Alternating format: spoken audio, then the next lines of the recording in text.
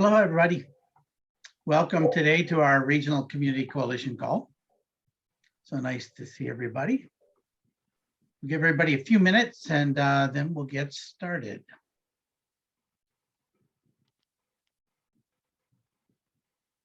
Yeah, Lana has said, please put your information into the chat so that we'll have that.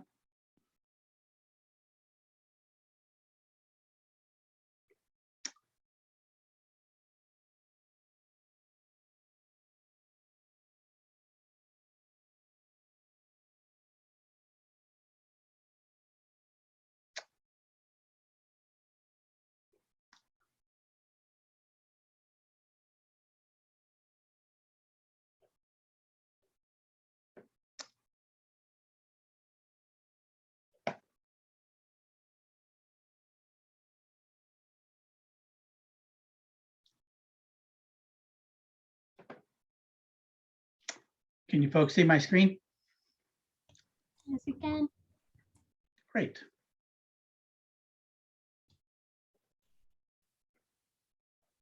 All right, well, let's go ahead and get started. A few logistics for everybody. Please mute your microphones during the presentation. Any questions you have, please enter them in the chat box. And we'll be looking a little bit later on in the presentation to have you folks share some of your experiences with your coalitions and with the groups, plus any resources that you might have that you'd like to share with everybody. Our agenda today is welcome introductions. We'll do some updates. I saw Caitlin was on, might have a few words to say about our CMS updates. Kyla is going to do a presentation today on ADEs. And we'll take a really brief look at measures once again, talk a little bit about the data and what we are looking forward to. Some of the upcoming events from Mountain Pacific. Then we hope to have a round robin where we can hear everybody tell us where they're at. And then any questions at the end of the meeting itself. So updates, as we said, Caitlin, we'll talk a little bit about the TO1. She's our task order director. Kyla will talk about ADE, and then I'll talk a little bit about the measures we're looking at. And I didn't know if we had any new staff in coalition yet that we want to talk about. Did we have anybody new yet? Not yet. Not yet. That's what I thought. I think we will next meeting. So we'll be able to talk a little bit about that, but not today. You can visit our upcoming events on our website for more. You'll also find them on our OneNote. The 3D Echo with Mountain Pacific and Frontier Psychiatry is on dementia. It's a 10-part series. It's held on the second and fourth Wednesday of the month at 12 p.m. Montana time. And the Nursing Home Land Echo, which is in Hawaii, the WEP team meeting. It's the second Tuesday of each month. It's a 12-part series.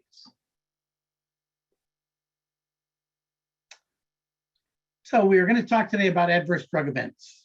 So we have Kyla, our pharmacist from Alaska here. So Kyla, just let me know when you need me to move to the next slide.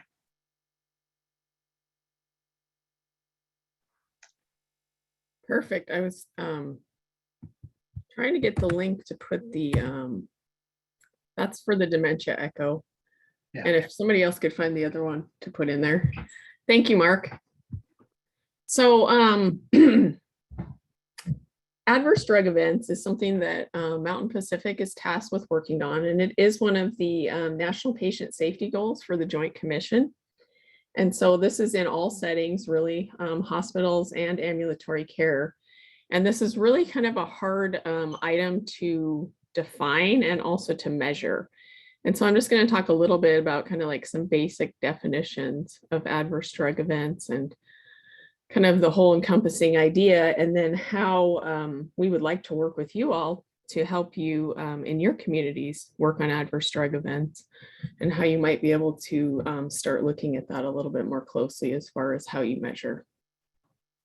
So if you look at the Institute of Medicine definition of an adverse drug event, It's really kind of including anything related to a medication that's added to a patient's regimen that can cause harm to them, including medication errors, which is defined specifically adverse drug reactions, allergic reactions, and overdoses. So, so it's kind of like the broad encompassing term, and then these other terms are kind of underneath it.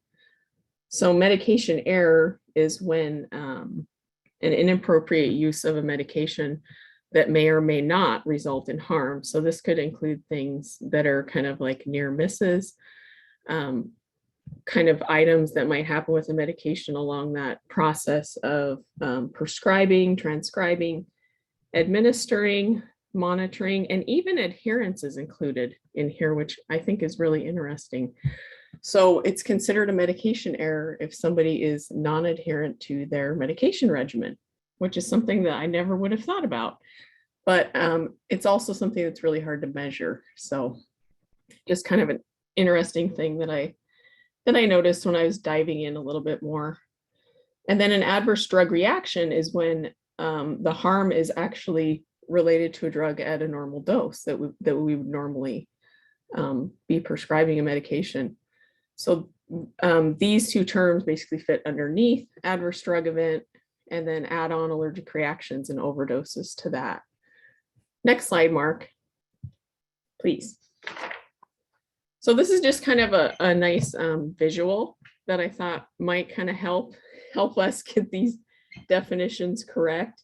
There is some overlap, and it makes it kind of hard, but if you think about it as kind of the medication errors are just all these things that could happen before something causes harm to a patient. And then when it actually gets to the patient and causes some sort of harm, then we consider it an adverse drug event. And these are especially hard to measure in the outpatient setting, because we don't really have a way to measure things that might not be reported back to the healthcare system. So if a patient has something happen at home, maybe they call their provider and let them know they had this reaction, and maybe they have a way to document it, maybe they don't, or maybe they never call their provider.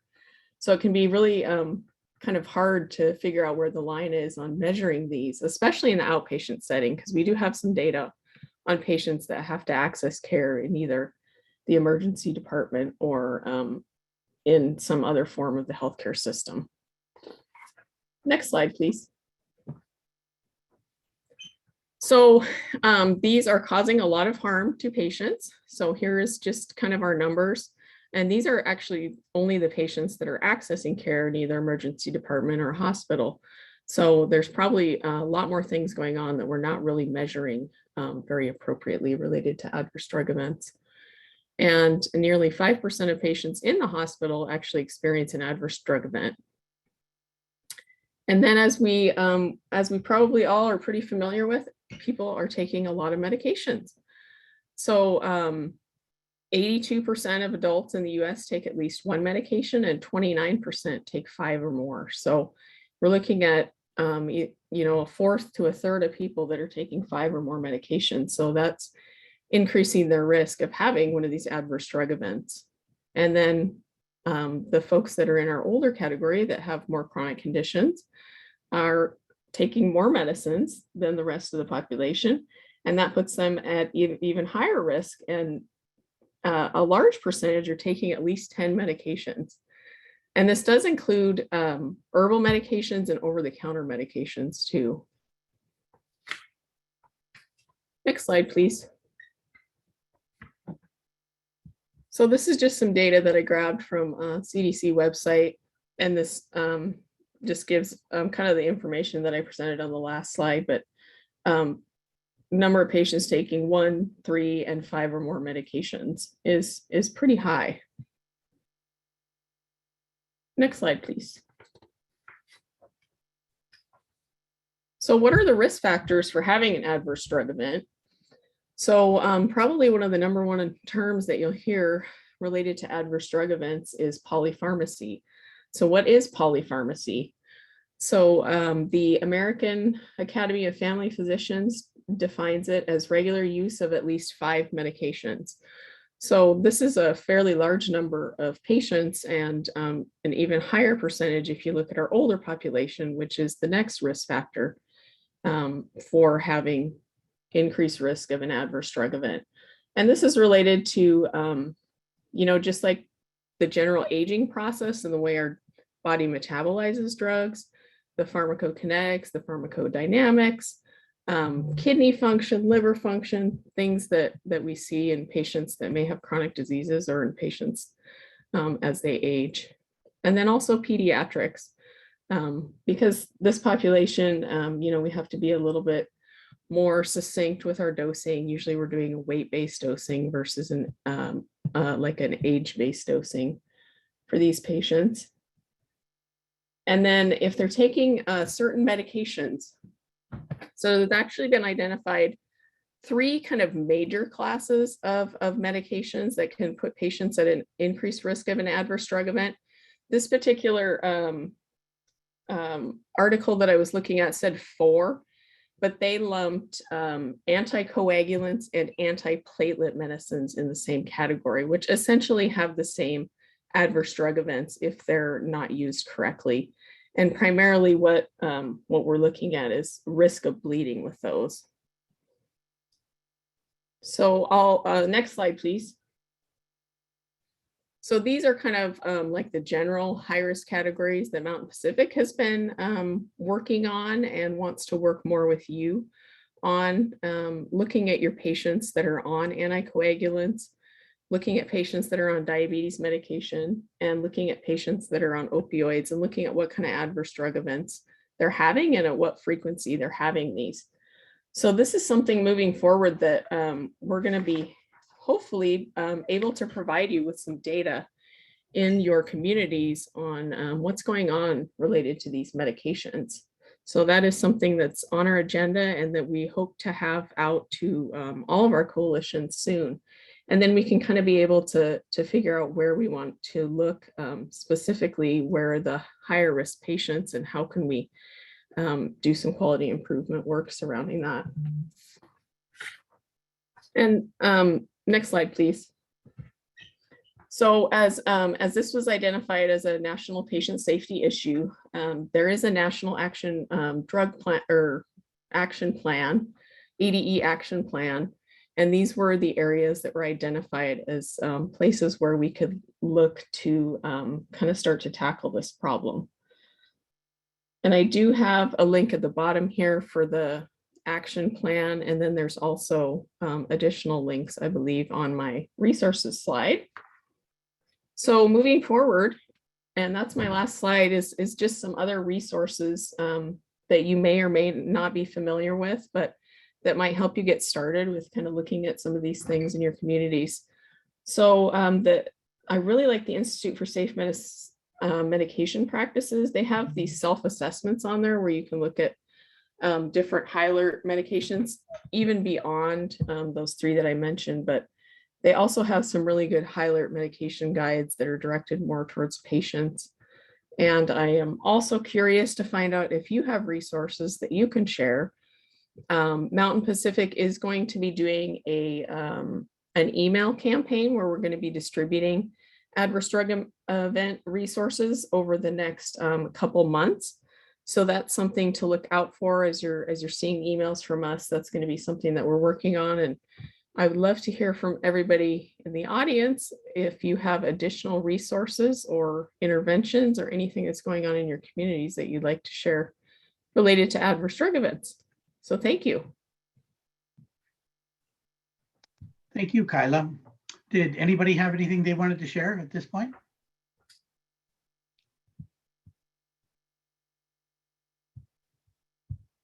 Okay, they as you know, we've been working for a couple of years. It's been a very, very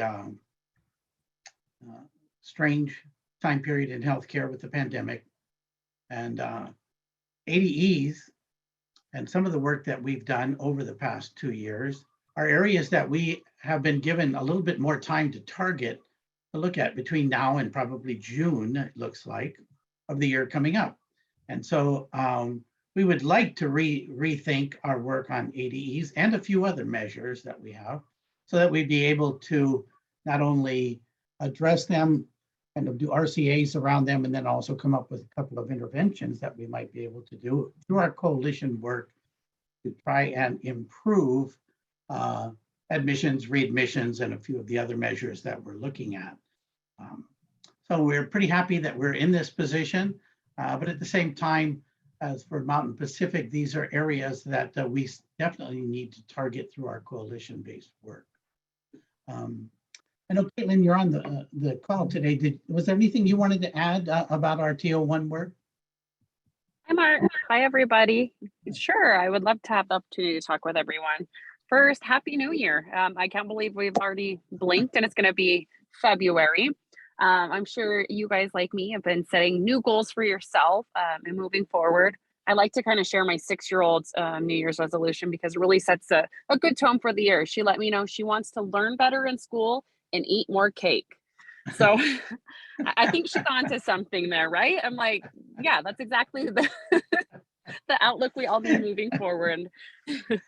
So I think a little humor and a lot of resilience is really what's going to get us through this next year and moving forward. We definitely know the last 2 years have been trying times for everyone, but hope, the work that you are all doing in each of your communities is just phenomenal. And so we're really thankful again to be able to work with you and continue moving forward. We have been working on a slight modification to our contract with you all. The good news is it's just adding on additional support around things like emergency preparedness, immunizations, and things like that. Hopefully, like Mark said, we're able to even have a few staff members join us and be part of this great team working throughout. We will know more on that hopefully by the next time we all come together, as it's in progress as we speak. And just lots of great things happening across our region and at the local and regional level. So keep up the great work, and I'm really thankful for all of you. Thanks, Mark.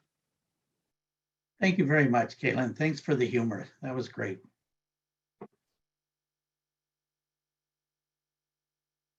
So we're going to talk a little bit, again, we had just said that there's a little grace period we have right now.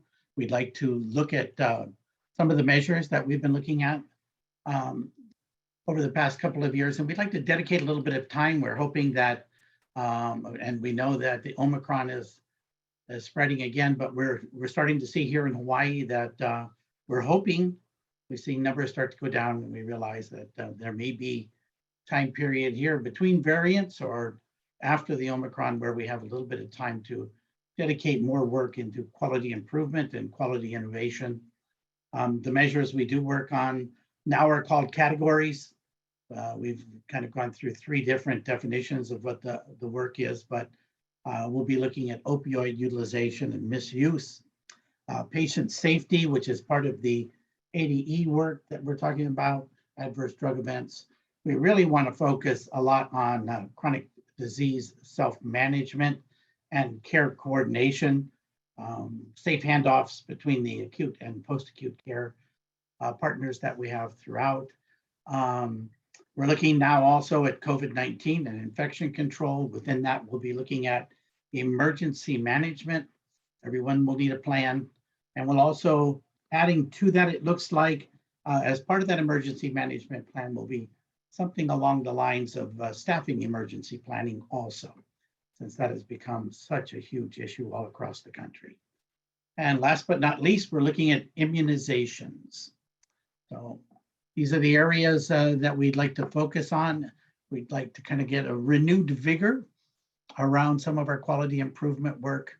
And at the same time, we want to be empathetic to the issues that are going on within all of your organizations and facilities. So hopefully, as we get to know each other better moving forward and we have a chance to work through some of these different things, we can figure out how we'll be able to wrap this around the work that you're currently doing.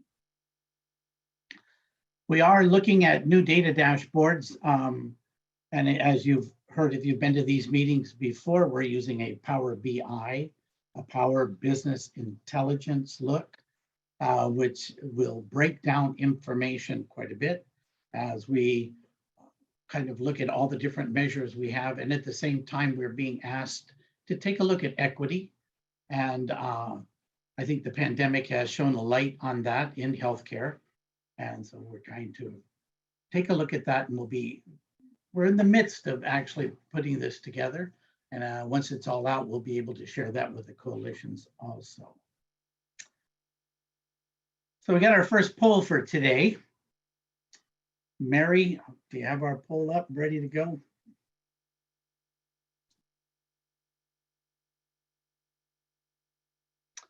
Okay, so today, what are the barriers to improve care coordination that we're looking at? And these are multiple choice. And you could choose as many as you would like. So please get on into the poll and choose something here.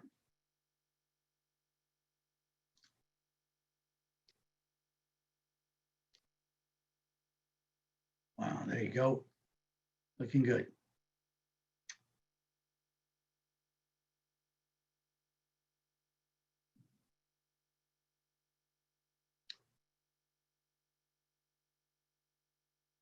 Excellent. Right now, access to care and follow-up. We would expect that right now.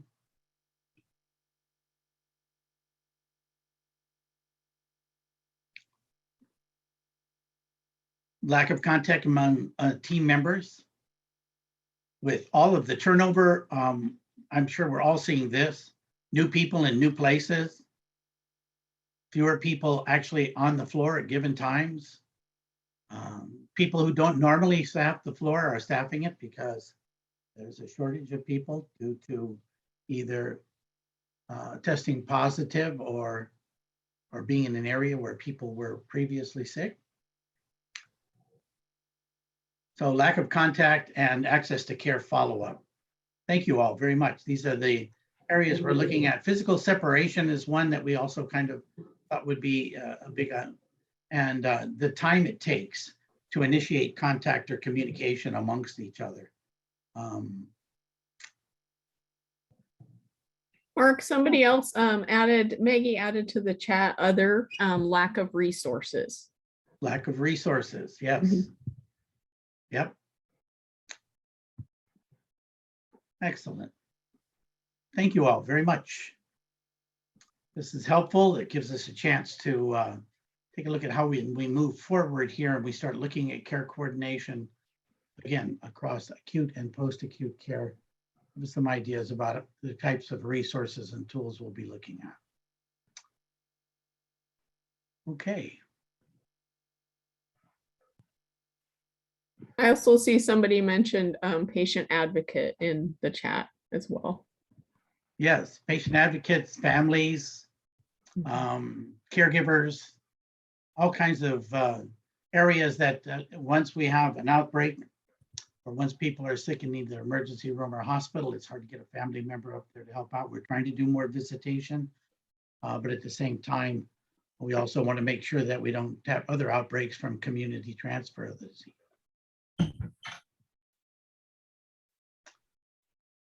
So we wanted to talk a little bit with everybody and have some time together just to see how you're all doing. So is there anybody out there that'd like to share where they're at right now in their coalition work and how things are going for them? This is the time. We can unmute you and you can go forward if you would, please. Or you could actually put it into chat if you'd prefer.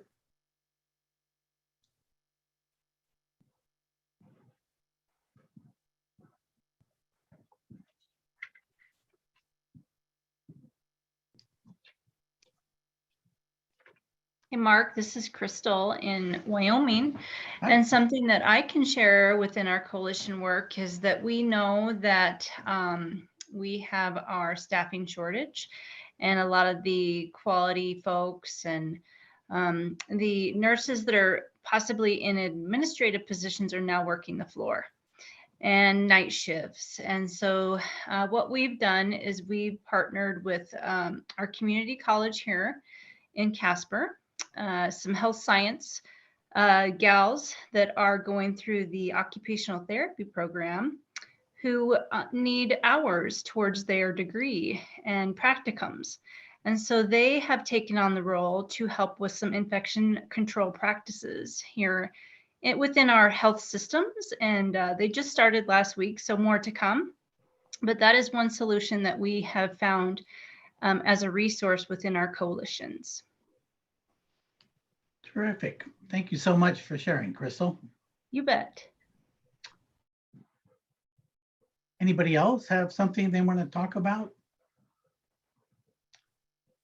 Hi, Mark. Hi. You know, Hi. Nani, I almost called on you. Thank you so much. Yeah. Hi, Mark. This is Nani. Yes, so for this program, I get so many calls. This program is helping navigate clients or patients to connect with the services that they need.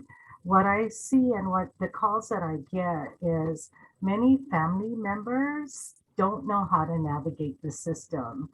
For example, in fact, I just had a call this morning that taking care of their 91-year-old mother. She lives alone. She didn't know she went into long-term care, Halemakua here. Now she's coming home. I'm hearing a lot of these family members don't have any idea of connecting with the medical insurance, who is a service coordinator. A lot of them says, who is a service coordinator? They have no idea, what role that person plays in. So pretty much I navigate them back to their physician, of course, and then back to their insurance. And then also I work really close with Office on Aging. So Office on Aging, and then they're able to also refer clients that are under 60 years old. So many of the under 60 years old individuals fall where they don't know where to navigate. So another example is I did an intake interview with a new patient. Patient is young, became blind. And of course, we just had a training on cultural. So we had training on the Micronesian community, the Polypharmacy community. That was very, very, that was a good training because it gives us an idea about the different communities that we're working in. And in this community, so this one patient that came in, once he lost his vision, all he thought was there's no other service beyond that. When he came in, I was able to navigate him into supportive service for his blindness and getting him hooked up with blindness. So these are areas where I see that many families or individuals don't know how to navigate the system. That's terrific, Dottie. Thank you. And could you tell everybody where you work too? Because it's interesting. She's a Maui partner, part of our coalition. And as you can see, works a lot in access to care and also equity and disparities. Yes, yes, I work here at Maui Economic Opportunity, and this program is a new program. And we're servicing individuals with a diverse of disabilities, and we service age 0 to seniors, where seniors are healthy and then they become disabled, and just trying to get them into the correct services and then how to navigate those services. And we also service Lanai and Molokai as well. Mahalo, Nani. Thank you very much. Thank you. Anybody else, please? We'd love to hear from you. We have plenty of time so far. So Mark, I see another chat and they say we are working with staffing and upskilling of our staff to support patients during the COVID surge because transportation is an issue for positive patients without family. Absolutely. Yeah. Absolutely. Anyone else?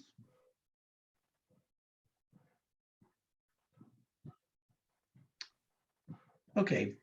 In the future, though, let's try and think about coming together when we do with some ideas. Not everything is an issue. Oh, Daniel Hubbard.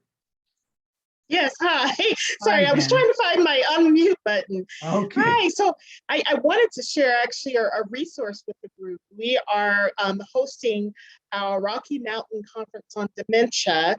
It's out of the Colorado chapter of the Alzheimer's Association, but it's open to all. And it will be occurring on Thursday, March 10th. So I just wanted everyone to know that this is a resource for both professional and family caregivers. excellent. Thank you very much. Danielle, do you have any type of document or PDF or anything, or a link, anything that you could share with us? Yes, I'm actually looking for the link now. So I know some of my colleagues are on this line. If you could reach it faster than I can, I think I found it. Here we go. So I'll put it in the chat. No rush. No rush. It's virtual. Thank you. Good question. Yeah. Yeah. Okay. Yep. Hi, it's Gail Cahoe Kelly calling. Oh, hi, Gail. Hi, how you doing? Good, good. I wanted to see if anybody had any ideas. We have had somewhat of a trend in the last couple of months with individuals coming to us from the hospital, having friends, air quoting them, sign them in, and then suddenly they're unfriended. And we have individuals here who are from the community, living with a fair amount of dementia and other challenges in their lives, and have no guardian, have no family, have no nothing, and certainly have no reimbursement. So we're struggling trying to find family members. We're, turning up every rock we can to see if there's anybody anywhere, and challenged by that. We've also reached out to the Area Agency on Aging and a couple of others, Adult Protective, to see if they had any resources or ideas available for those needing short-term guardianship of some sort, till we can get all this stuff sorted out. And we're told there's nothing available. So just wanted to see if anybody had any ideas of any kind that would maybe get us going in a better direction. And Gail, you're talking about skilled nursing facilities, Yes, right? sorry. That's smart. Yeah. Thank you. Yep. Anybody out there have any other type of contact like this and found a way to work through it?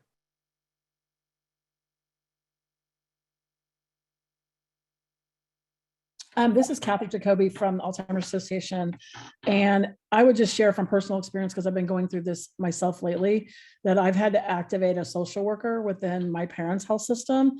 And they've been invaluable to me because I needed somebody to coordinate the care. And it's really hard when we've got nursing shortages, other staffing shortages, PT, OT, everybody is just really thin right now on staffing and getting coordination. And the social worker truly has been, even via Zoom, has been immeasurable to all of us. So I just can't say enough for their role. If we have access to them and they are available, I highly suggest tapping into them. What kind of social worker are they? What program do they represent or work for? This particular social worker is with the Kaiser Health System. So they're through the health systems. Okay. Yeah. Yeah, they've not been too responsive either. So That's good. yeah. I appreciate the thought. Well, and I'll tell you, we didn't have it at first when I needed it, but I went to the primary care doctor and I had him write it in the orders. And then all of a sudden there's a paper trail, and I think that might have helped, to be honest. That is an excellent idea. Yeah. Yeah. There's documentation of, it's basically a referral, right? So Thank you. Yeah, absolutely. Yeah. We have actually one Kaiser beneficiary in this group. So yeah, thank you for that. That's excellent. sure. Yeah, thank you very much, Kathy. Yeah, very helpful. Anyone else? Exactly why we want to have these meetings, to bring up these sorts of ideas, concepts, so we can share and help each other out.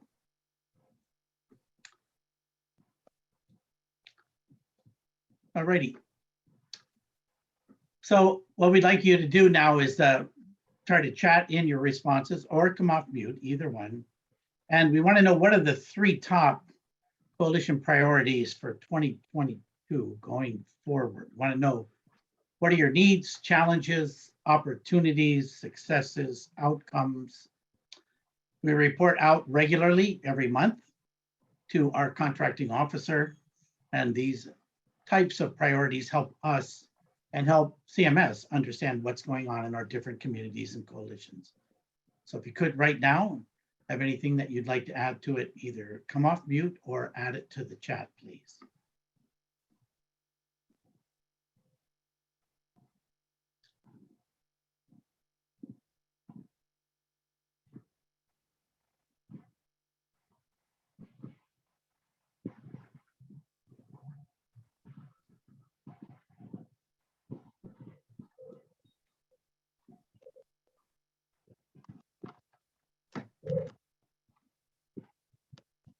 Mark, this is Emily. Hi, Emily. And I am just kind of newer to the coalition work, but I can talk to what we're looking at working on. And a lot of our work is focused around, of course, some of the metrics that we're tasked with working towards, but doing that in a way that focuses in with age-friendly health systems.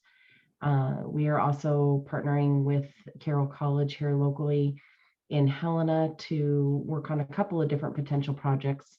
One with some direct to consumer type of education series, and another project working with the county coalition doing a digital storytelling after that project came out of some work around isolation and behavioral mental health of the older adult through the pandemic, and trying to connect different generations. So we're working with the sociology students and the photography students to work on that, that project. I think our biggest challenge that I'm facing with the couple coalitions I'm involved with is time for involvement from people.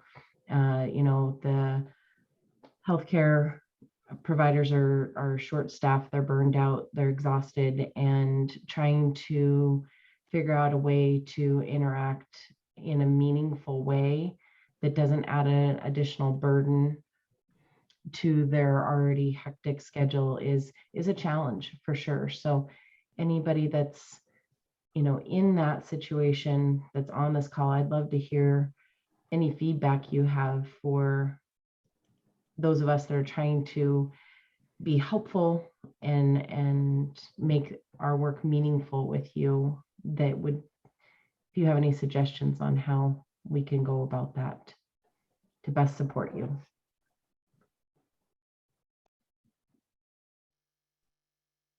Danielle? Yes, hi. I just wanted to empathize with you. I think almost every conversation I'm having around any type of work, it's the workforce shortage and the stress and strain that others are under is tremendous. So unfortunately, I don't have any solutions, but I just wanted to lend my empathy because I'm hearing the same thing in community, and just really asking how can we support you instead of, you know, focusing on a quality improvement initiative, just saying, you know, these are the resources we have, how can we support you? It's been a lot of my work recently. Thank you. Yeah. Thank you, Emily. Crystal, would you like to talk a little bit about your kindness campaign? Sure, I'd love to. Yeah. We came up, which actually came out of the coalition work, which has been very fun, and I almost want to rename it the kindness wagon because people are jumping on board with me, and so I'm loving it. But what it's all about is we know that these last few years have been extremely rough on everybody, including family members. And so I think that no amount of money can provide or replace human emotion, and the power of kindness is what we're discovering. And so what we've done is we started a kindness campaign within Wyoming.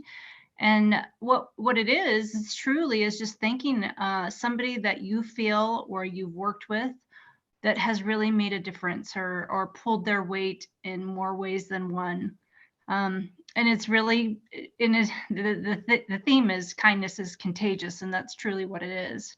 and it's paying it forward to one another. And it's been exciting, and it's been inviting, and it's actually changed. It's done many, many things within organizations, including the culture.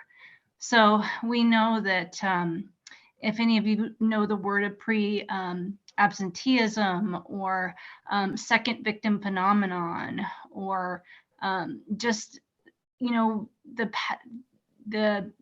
drudge of being there. And actually what we talked about was people were being verbally abused. And one of my colleagues here in Wyoming had called me and was sort of crying on my shoulder. And she said, Crystal, I have been in healthcare for 27 years as a nurse, and I've never called the police on anyone until now. So it's bad, and we know it. And so what the kindness campaign really has done, it's taken off, and it's in a positive way. So we're spinning it. And it's really changing the culture within our workplaces. And we're also including family members in on this, thanking them for the work they do. So thank you for bringing that up, Mark. Thank you, Crystal. This is a great idea and a great concept. And it's a positive success here in the midst of the work we've been doing over the last few years. Mark, Nancy in chat mentioned that they're working on enhancing emergency preparedness for patients and staff, and improving communications with the community partners and stakeholders, which is great work. And Aggie reported that they're increasing DSMEs opportunities for the community to train community health workers to do DSME. Thank Terrific. you, Aggie. That is terrific. Yeah. Yep. Agnes is from Guam, and Nancy is on the Big Island, part of our coalition there, works in dialysis. So these are all great things. One of the opportunities I have seen is patient programs for self-management. It seems like there are a lot of people who have been isolated for a long time. And I've seen a couple of telephone campaigns working in chronic disease management, specifically blood pressure, where seniors, kapuna, as we call them here in Hawaii, have gotten involved, used QR codes to report out their blood pressure twice a day. And the return rate off of the letters that went out to recruit them in the plan, they had over a 50% return rate on that actually took the program on. And that was working directly with some practices and clinics. And I think we're seeing that because of the isolation, people are looking for things to do in contact with other people. So now might be a good time to try some of those things that in the past have been more difficult due to access, or people who didn't really know how to use a smartphone or didn't have one. We're seeing more people have them, and more are willing to take the time to learn how to participate in a program and be part of something after they've been isolated for a long time. This is great. Thank you all so much. We really appreciate coming off mute and chatting in. This is the direction we want to go in now over our next 3 years and over the next meetings that we have. We really appreciate working with you all. Our next Regional Community Coalition all-member call will be on April 26th. You do need to register in advance for the meeting. The link is there. We also, like I said, have an agenda. And when we send the agenda out to everybody, you will be able to see the links to a lot of the events and the other resources and tools that people have suggested during our meeting. So we truly appreciate all you do. Mahalo, as we say here, or thank you very much for everything. Does anyone have any other question at this point? Mark, I see in chat, Lana put the YouTube video link of the kindness campaign. So if you haven't watched it, I would click on it now. It's worth a watch. Have a Kleenex ready, just forewarn you. And it's really has been magnificent. So thank you for putting that in the chat, Alana. Thank you, Alana, and thank you very much, Crystal. Thank you all. Really do appreciate you. And we're happy that you visit us quarterly. And like I said, I hope as we go forward, we'll find it much easier to share and bring our experiences together to help each other out. Aloha.